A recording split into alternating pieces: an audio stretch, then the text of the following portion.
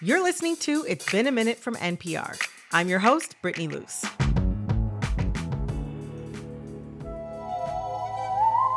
Halloween is less than a week away. And for the occasion, I'm bringing on a spooky enthusiast, Planet Money's very own Kenny Malone. Kenny, welcome to It's Been a Minute. Thank you. I'm so excited. This is very exciting.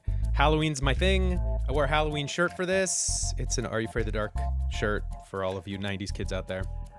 Halloween, of course, means the arrival of a business that pops up across the country every spooky season. This not-so-little company has been around for decades, and it's the inspiration for a heck of a lot of memes. Okay, so here's a meme from after Queen Elizabeth died. I'm talking about Spirit Halloween. Oh, no. No. Tell me what you see. Describe for So it appears to be Buckingham Palace, and then someone has photoshopped a Spirit Halloween banner over it, as if Buckingham Palace had become empty retail space, which is brutal. Yikes. Bad humor or not, these memes show up everywhere there's even the hint of impending failure. When Facebook stock started tanking, there were memes showing Spirit Halloween banners on their Silicon Valley office. When the government shuts down, people photoshopped Spirit banners over the White House. And it's because Spirit Halloween is known for, once a year, taking over abandoned retail stores and struggling shopping centers around the country and turning them into centers for everything spooky. It just sits over the deathbed of the American mall, takes advantage of it a little bit, helps keep it alive a little bit. It's kind of doing both. Today, Kenny and I are talking Spirit Halloween. It's a tale that is part capitalist success story, part cultural narrative, and a history of how one store became a kind of grim reaper for American retailers. It all began about 40 years ago, and Spirit Halloween was just a twinkle in the eye of its founder. So the story starts with a man named Joe Marver sometime in the early 80s. And he was the owner of this struggling store in the Bay Area. It was a dress store called Spirit Women's Discount Apparel. Spirit Women's Discount Dress Apparel. Just Spirit Women's Discount Apparel. Oh, sorry. I'm so sorry I messed up that confusing series of words. Yes. I wouldn't say that the name of the store was optimized, but just you wait. His luck is going to change. So one October day, Joe looks out across the street at this costume shop, and he sees something that just really gets his goat. He sees a line around the corner with people trying to get in to buy Halloween costumes. Mind you, temporary outfits, while his store, full of permanent year-round apparel, is struggling. This is an interesting observation, that Halloween costumes are temporary clothes. Exactly. So eventually down the line, this costume store across the street, it moves locations, and when it does, Joe puts his dresses in storage, and he fills his store with Halloween-centric things, and his stuff flies off the shelf. It's the best October he's ever had. And I would say at this point, Joe is starting to get into something, right? But he's not yet achieved the status that is yet to come. No. I mean, if you've got to take a whole building's worth of dresses and put them in storage every Halloween, I feel like you haven't quite figured out what you are yet. True. But it doesn't take him long. The next year, Joe leases a temporary space at a nearby mall, what today we would call a pop-up, and he sells $100,000 worth of merchandise in 30 days. I don't have any sense of how much that's worth in 1983. I was just going to ask you, because you're living on Planet Money. Tell me. So the Bureau of Labor Statistics has an inflation calculator. We'll do it right now. So we're going to do $100,000. Boom, boom, boom, boom. October 1983, $100,000 is worth almost $300,000 in today money. I'd say that's pretty good. That's a lot of money. Right. And so he realizes, Joe's like, I'm on to something. The way he framed it later is, I didn't invent temporary sales, but I feel like I invented temporary Halloween. Joe Marver proceeds to kill it at his Halloween business. Over the next 15 years, he grows the chain to nearly 60 pop-up businesses. And somewhere along the way, he changes the name officially to Spirit Halloween. Can remember it, finally. Now, may I step back and ask a question at this point in the story? His dress shop just happened to be called Spirit, a spooky named dress shop. Like he was set up. I know. What if the dress shop had been called like lace and love dress shop. Like, that's not going to translate well to Halloween. That is kismet right there. It really was kismet. Joe Marver says that the key to his business growth is two parts. One is presence.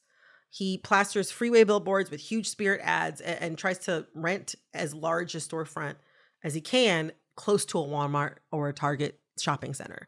And variety, that's the other thing. There's not just costumes at Spirit Halloween. There are also decorations. There's Halloween themed everything. And also, I mean, think about what goes with costumes. Face paint, blood, and not just one kind of fake blood, but like thick fake blood, thin runny fake blood, and some that can just kind of like sit there like a slug. It matters a lot. Fake blood matters. It matters a lot. The viscosity will vary based on the use, of course. Come on, $10 word, viscosity. So this is the thing. When I was a little kid, there wasn't a ton of fake blood on the market yet. And corn syrup? It was a lot of corn syrup. It was a lot of red dye. And it's bad. Fake blood is really sticky. It stains everything. And so if you can be a vendor that can provide like 80 different kinds of fake blood and like I can just choose, I mean, that's the best. Exactly. You know, the other thing too is like part of that experience came from the fact that like at one point in Spirit Halloween's run, Joe Marver's buyers would study and place orders in January for things from movies, TV shows, pop culture references, very tongue-in-cheek costumes. But they also kept a stock of cash ready for like last-minute orders on sleeper movies that turned into big blockbuster hits. By the time we're 15 years into this business, 60% of sales happened in the 2 weeks leading up to Halloween. 60%? Yes. So, I mean, at this point, we're in the late 90s. Spirit Halloween is like the thing. It's the thing. They're doing great business. They're beginning to really monopolize the Halloween space. And they're interested buyers who see the company's potential. One of them is Spencer Gifts. I don't know if you're familiar with Spencer Gifts. Oh, I know Spencer Gifts. Naughty place to go in if you were a young kid. Yes. I remember a lot of like toilet humor type things, fart machines, whoopee cushions. Yeah, fart machines. Things like that. Yeah, I love that stuff. So Spencer Gifts, though, they're interested in Joe Marver's Spirit Halloween, but the deal is no treat for Marver. Not a trick, but definitely not a treat. Okay. So in 1998, he says no. You like the pun? Oh, I love the pun. Sorry, I was taking a sip of pumpkin spice coffee, which I am also drinking. Are you serious? Oh yeah, I came prepared for this. Yeah. Okay, so Joe Marver says no, but Spencer Gifts not deterred. In 1999, Joe Marver runs into an executive from Spencer Gifts at a party supply trade show in Manhattan. This time, the executive, okay, get this, whisks him away in a limo ride to Spencer Gifts' headquarters in New Jersey. And they basically tell him they'll give him a fat check, the fat check he'd been looking for. Whoa. And with that, Spirit is purchased by Spencer Gifts, 1999. What? Yeah. I didn't know this happened. This is the plot twist I never knew. Yes. So, I mean, Joe Marver, he uses this money to open up a hotel in Twisp, Washington. It was originally called The Sweet Life. The Sweet Life with Zach and Cody? Not that Sweet Life. I feel like we're dating ourselves. Somewhat. I mean, I think that show is a little after my time. But yeah, no, now it's since been renamed to the Twisp River Suites. The real twist, fun fact, is that Joe Marver says he did not particularly like Halloween. What? No, I'm glad he's out. I mean, maybe the distance is helpful. Like maybe the version that I would have built would have been like, 90% of our revenue would have just gone right back into like making it spooky every year. And that would be a bad use of money. Maybe that's not how you run. Maybe that's not how you run a business. You would have been getting all these P&L reports that are like, I don't know if we need 38 different types of fake blood. And you're like, no, you're right. We need 45. Be like, there's a kid out there who's building a haunted house in cardboard boxes and he needs this. If that kid alone buys this one thing, then we should have 1,000 in stock. And people be like, this is really bad business. We're going to take a quick break, but when we come back, how Spirit Halloween is both the Grim Reaper and maybe the caretaker of American shopping centers.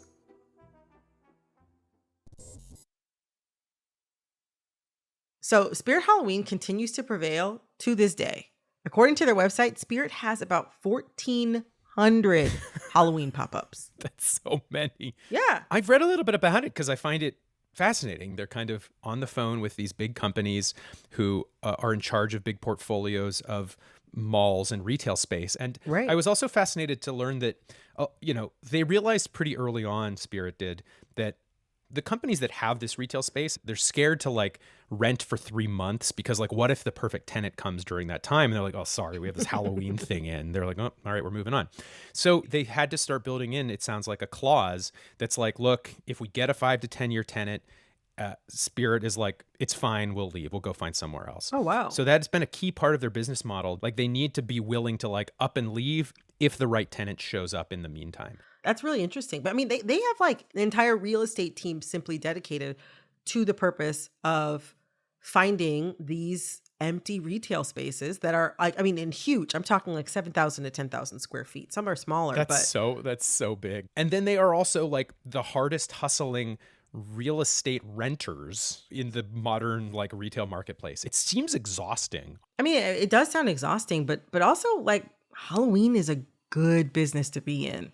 Halloween spending in 2022 is expected to reach a record of $10.6 billion. Whoa. And Spirit Halloween is going for the bag with over 1,000 pop-ups. Last year, Spirit hired more than 25,000 temporary employees to work the Halloween season. So while the business itself operates year-round, most of their Halloween stores close on November 2nd. It's too early.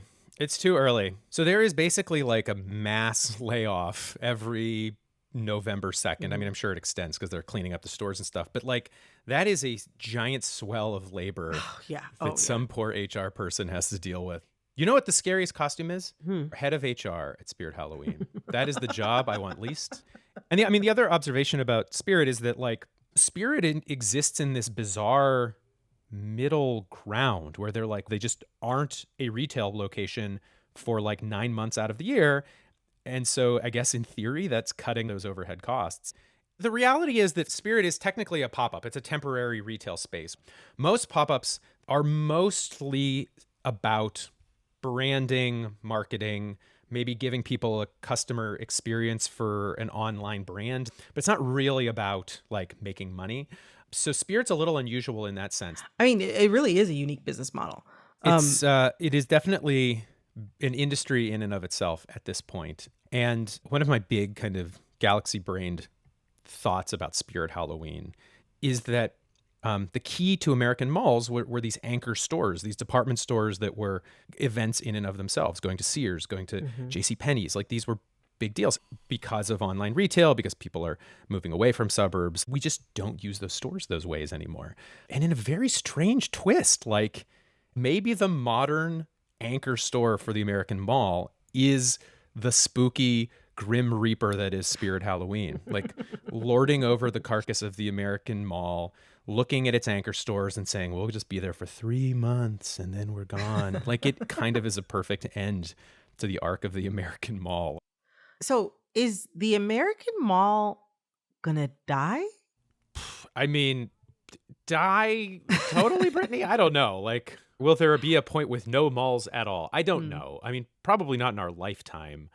But here's what seems to be true. The American mall is and has been dying for a long time, but by which I just mean like, at its peak, there were more than 2,000 malls in the United States. And I've seen quoted that we're down to about 700 right now. And I've seen one expert say that like within the next 10 years, we'll be down to 150 malls. Like, so who knows for sure if they'll ever go away altogether. But yeah, I can imagine some point in the future where like maybe we hit the right number of malls for modern society and all the others are destroyed. And at that point, I don't know what Spirit Halloween is supposed to do. Like, I guess there wouldn't be vacant retail space at that point, but who knows? Well, thank you for helping walk us through this very interesting nexus in, I guess, American retail history. Yeah. So, Kenny, I know you're already in the Halloween spirit. Do you want to stay in this moment and stick around for a little game? Yes, although it sounds like a setup to a horror movie, maybe a Saw movie. But yes, as long as this turns out okay for me. I promise nothing bad's going to happen. Coming up, Kenny and I play Tired, Wired, or Inspired, Halloween edition. Stick around.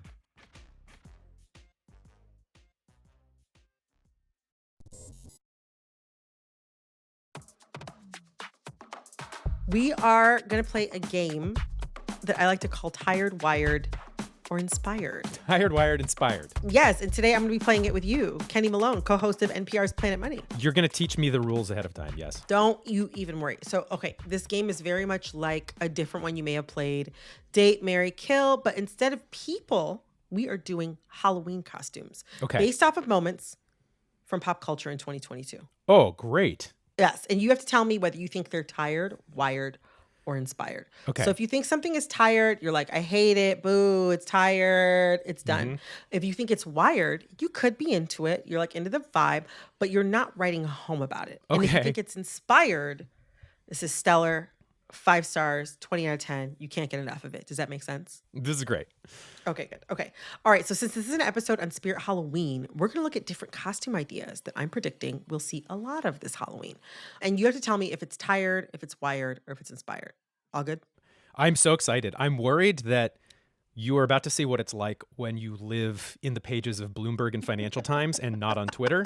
But so I may have missed some of these cultural moments completely, but let's see how it goes. I can guarantee that there's at least one that I already have it on good authority that you are aware of. But Okay, great. We're going to start with the first one. Okay. A hot dog fingered person from the movie Everything Everywhere All at Once. Is that tired, wired, or inspired? Inspired. Love so much. Inspired? My favorite movie in like a decade. I cried so much at that movie wearing a mask that I had a panic attack from claustrophobia because I was like, it was basically like a wet mask on my face. And I was like, do I leave the movie? No, the movie's too good. And I like had to calm myself down and stay in the movie. The moment that a movie has built you to a point where simply images of 2 rocks makes you cry, like that movie has broken the universe. Like they've broken the rules of what cinema is. It's so good. It's my favorite thing ever. It's so, so good. Okay. Are you ready for the next thing? Yes. Okay. A Queen Elizabeth costume. Is it tired, wired, or inspired? I think a lot depends on the execution of this costume. My instinct is like it's tired. Like let's stay away from that. Just the institution is so fraught and has done so many horrible things that like, do you want to do it with reverence? Do you want to do it poking fun at it? Can you do it poking fun at it without poking fun at the woman who was the queen? Like it feels like you'd have to thread a needle here. And I'm just going to go like tired. Don't do it. You know, I agree with you on that. I feel like I could see how the queen makes a good costume simply because she has so much iconography attached to her. She had the same hairstyle for a very long time. She always was wearing those little suits a lot of pastels, the whole crown thing. Like, I know, to me, somebody's like an icon when you can just sort of pull together That's like true. 4 or fewer elements and people immediately And you know who it is. are. Oh, yeah, that's true. That's so a I great could see point. how she's like ripe for adaptation and costume, but I agree. But I also feel like they're going to be unavoidable this year. So I guess people, that's true. now you know, if you see Kenny out and you have your queen costume on, he's tired of it. I'm judging you. He's judging. I'm doing this. Here's the noise I'm making. I'm going, I don't know. That's what I'm feeling inside. Like, I don't know. Yeah. Okay, here's the next costume idea, which is my actual costume this year. Oh, okay. Well, this feels loaded. But yes. Inspired. Oh, okay. I'll take that. I'm going to go as Sydney the sous chef, played by Ayo Adebari in Hulu's The Bear. Oh, inspired. Love the character. Love that show. I'm so glad you've picked pop culture things I actually know about. How do you do that costume? Because isn't it just a chef's outfit? You are right. It seems like you wear pants, shoes, a shirt, an apron, which I have 2 aprons at home. Okay. And that one of them I got at a restaurant supply. Oh, that's like a proper apron. Oh, yeah. I mean, love restaurant supply. When we talk about retail, by the way, love those like shops that are for other shops. Like, yes, love they them have the best so much. of everything in them. I love restaurant supplies.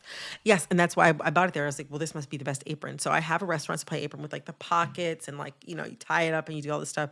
And then I think just a bandana. Mm-hmm. Oh, the bandana was the thing. That's right. And that's as far as I'm going to go. And then like, I was like thinking for a second, I was like, oh, maybe I can carry a knife. That seems like a bad funny idea. Just seems like a bad idea. So I think I'm gonna get one of those plastic takeout containers and put my name on it and drink some water out of it, which is something I do at home anyway. The other thing you could have is like an inordinate number of order printouts, like tickets, like lots of order tickets, which relate to that character specifically. Yes.